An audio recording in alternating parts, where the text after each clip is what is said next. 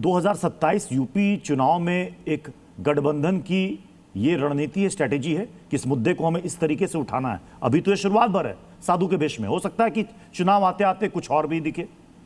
Doctor Ajay Alok.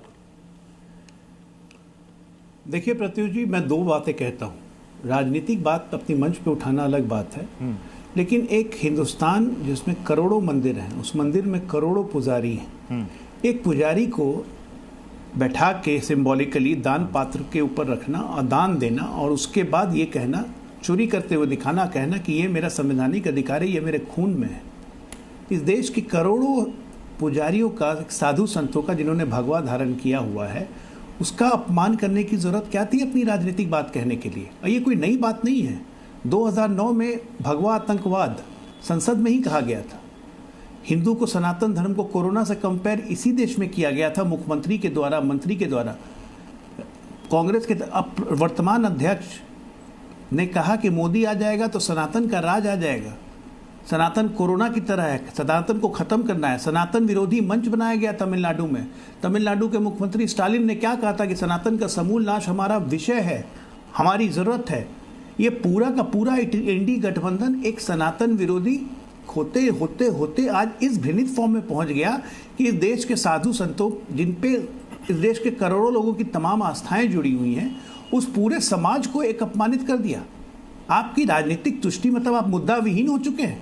क्या आप सीधे धर्म पर अटैक करेंगे? आपकी औकात नहीं है कि दूसरे धर्म में मजाक नहीं करो, मैं खुल के कह रहा हूं। ये किसी मुल्ला का वेशधारी करके बैठ जाए, इन पर फतवा निकल जाएगा, सर तन से जुदा हो जाएगा। ईसाई पादरीधारी का वेश धारण करके इस तरह से बोलें कि मैं चोर हूं, मेरा चोरी करना संवैधानिक अधिकार है, न रोमन कैथोलिक आके यहाँ पे गोली मार के चले गए तो नाम बदल दीजिएगा मेरा। अब हम जवाब दें। ये देखा है हमने। ये इसीलिए कह सकते हैं क्योंकि हिंदुस्तान है, थोड़ा हम लोग सोकॉल्ड यहाँ पे सहिष्णुता है। ये सहिष्णुता का फायदा नहीं उठाना चाहिए। ऐसे ऐसे लोगों को उनका घर में विरोध होना चाहिए। अरे बोल लेने दो, एक मिनट रुक जाइए, आप बोलिएगा विश्लेषक महोदय, बोल लीजिएगा। मैं राजनीतिक प्रवक्ता की तरह नहीं बोल रहा हूँ, मैं एक आम हिंदू की आवाज बोल रहा हूँ। एक आम हिंदू ये संसद में ड्रामा देख के बहुत व्यथित है।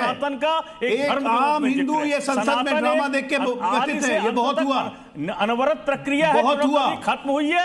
अब एक बहुत ज्यादा हो गया, आगाज और शुरुआत का पता है। अब ये बहुत ज्यादा हो गया, पानी अब नाक से ऊपर उठ गया। ये राजनीतिक विषय नहीं रहा, बीच में भाई साहब नहीं बोला। ये राजनीतिक विषय मैंने खत्म अभी नहीं किया जो आप बीच में बोल रहे हैं, आप बीच में बोल रहे हैं कि आप जो भी झूठ, ये राजनीतिक विषय नहीं रहा है, सुनते रहे। ये लोगों की भावनाओं से जुड़ा हुआ विषय है। ये नौटंकी करने की जरूरत नहीं थी। स्वामी अभिमुक्तेश्वर, कोई धैर्य रखे, कोई नहीं सुनेगा। धैर्य, आप माफी मांगिए।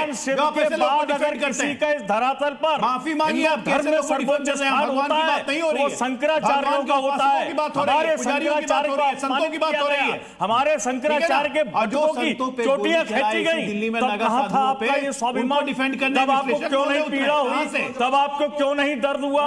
क्यों नहीं परेशानी हुई? बताइए। स्वामी ने